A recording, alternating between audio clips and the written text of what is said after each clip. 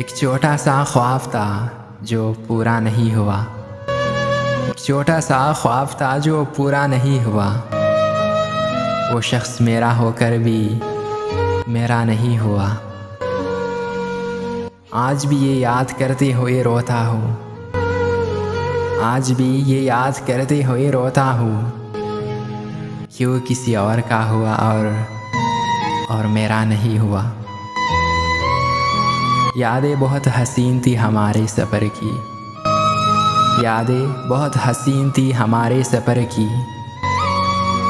न जाने क्यों वो मेरा हम सफ़र नहीं हुआ। बहुत कोशिश की कि जी लो उसके बग़ैर।